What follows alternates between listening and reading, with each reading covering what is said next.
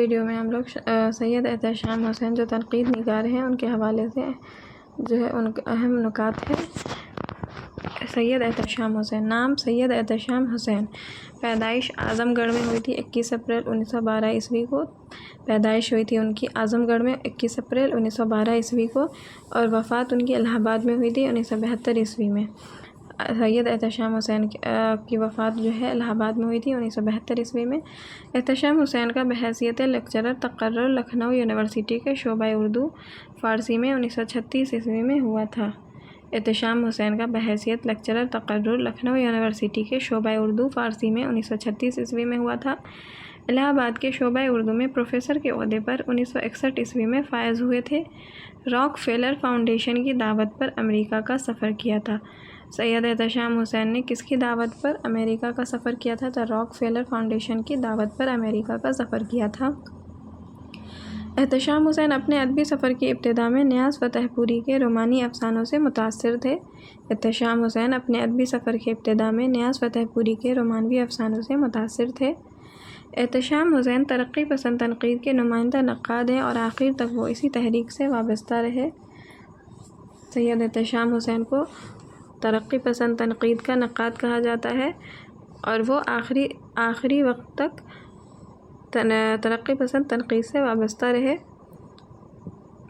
سید احتشام حسین کے تنقیدی نظریات، ان کے جو تنقیدی نظریات ہیں وہ یہ ہیں کہ احتشام حسین کے نزدیک ایک نقاد کے لیے لازم ہے کہ اس میں سماجی شعور کے ساتھ جمالیاتی احساس بھی ہو۔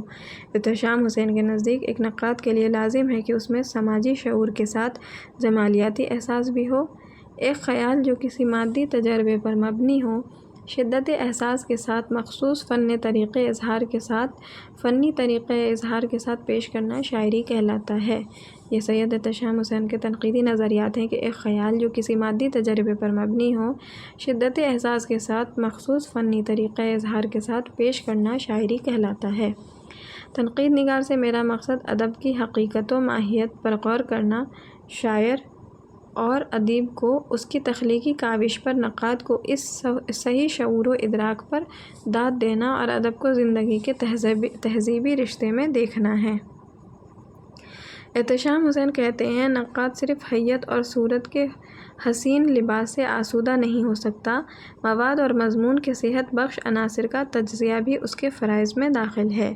سید احتشام حسین کہتے ہیں کہ نقاد صرف حیت اور موضوعات اور صورت کے حسین لباس سے آسودہ نہیں ہو سکتا، مواد اور مضمون کے صحت بخش عناصر کا تجزیہ بھی اس کے فرائض میں داخل ہے۔ بقول سید احتشام حسین، طرز اظہار اور قدرت بیان کو فن کی تکمیل میں یقیناً بہت بڑا مرتبہ ہے، لیکن ہر عہد میں اس کا تعلق اس مواد سے رہتا ہے جس کے لیے طرز اظہار اختیار کیا جاتا ہے۔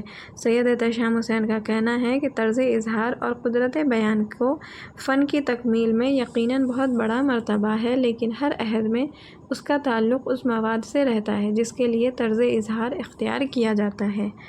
بقول احتشام حسین، تخلیقی عمل کے سماجی ہونے کی کسوٹی یہ ہے کہ اس سے سماج کو فائدہ پہنچے، محنت کش اپنی محنت کا پھل کھائے اور آزادی کی جدوجہد میں اسے مدد ملے۔ احتشام حسین کا ماننا ہے کہ جو نقاد صرف جمالیات پر نظر رکھتے ہیں اور سماجیات کو نظر انداز کرتے ہیں، وہ پورے طور پر تنقید کا حق ادا نہیں کر سکتے۔ احتشام حسین کے مطابق سائنٹیفک نقطۂ نظر وہ ہے جو ادب کو زندگی کے معاشی، معاشرتی اور طبقاتی روابط کے ساتھ متحرک اور تغیر پذیر دیکھتا ہے۔ یہ ایک ہمہ گیر نقطۂ نظر ہے اور ادبی مطالعے کے کسی اہم پہلو کو نظر انداز نہیں کرتا۔ احتشام حسین کے مطابق سائنٹیفک نقطۂ نظر وہ ہے جو ادب کو زندگی کے معاشی، معاشرتی اور طبقاتی روابط کے ساتھ متحرک اور تغیر پذیر دیکھتا ہے۔ یہ ایک ہمہ گیر نقطۂ نظر ہے اور ادبی مطالعے کے کسی اہم پہلو کو نظر انداز نہیں کرتا۔ سید احتشام حسین کے بارے میں اب ہم سید احتشام حسین کے بارے میں جو اقوال ہیں ان کو دیکھتے ہیں۔ اور جب احتشام حسین اس طرز میں لکھتے ہیں تو ایسا معلوم ہوتا ہے کوئی ہاتھی خوش فعلیاں کر رہا ہو۔ یہ کلیم الدین احمد کا قول ہے احتشام حسین کے تعلق سے کہ جب احتشام حسین اس طرز میں لکھتے ہیں تو ایسا معلوم ہوتا ہے کوئی ہاتھی خوش فعلیاں کر رہا ہو۔ پچھلے 35-40 سال سے اردو تنقید پر صرف ایک نقاد کی حکمرانی رہی ہے، سید احتشام حسین کی۔ یہ حکمرانی جابرانہ اور آمرانہ نہیں تھی، بلکہ ایک ایسے ہمدرد دوست کی تھی جو دھیرے دھیرے دل و دماغ پر چھا جاتا ہے۔ یہ قول محمد حسن کا ہے۔ احتشام حسین کا مطالعہ بہت وسیع ہے۔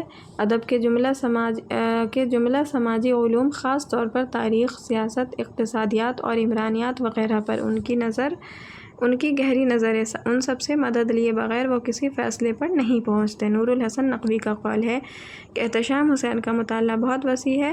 ادب کے جملہ سماجی علوم، خاص طور پر تاریخ، سیاست، اقتصادیات اور عمرانیات وغیرہ پر ان کی گہری نظر ہے۔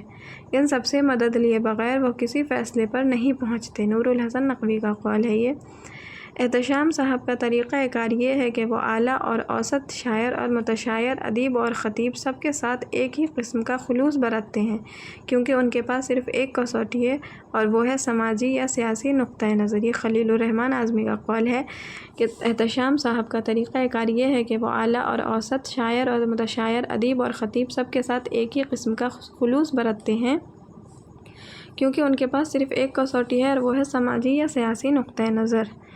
سید احتشام حسین کی تصانیف: تنقیدی جائزے، تنقیدی حاشیے، تنقید اور عملی تنقید، ذوق ادب اور شعور، ادب اور سماج، روایت اور بغاوت، افکار و مسائل، اعتبار نظر، عکس اور آئینے، تنقیدی نظریات اول اور دوم 2 جلدوں میں۔ یہ تنقیدی نظریات ان کی کتاب جو اول اور دوم 2 جلدوں میں ہے۔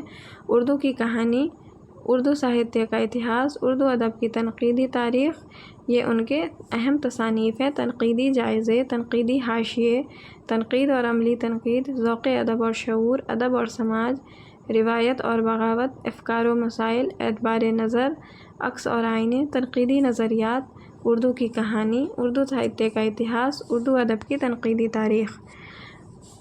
ویرانے ان کے افسانوں کا پہلا اور آخری مجموعہ، یعنی انہوں نے صرف ایک ہی افسانوی مجموعہ ان کا صرف ایک ہی افسانوی مجموعہ ہے، ایک ہی افسانوی مجموعہ انہوں نے تیار کیا تھا ویرانے کے نام سے۔ ساحل اور سمندر ان کا سفر نامہ ہے۔ احتشام حسین کا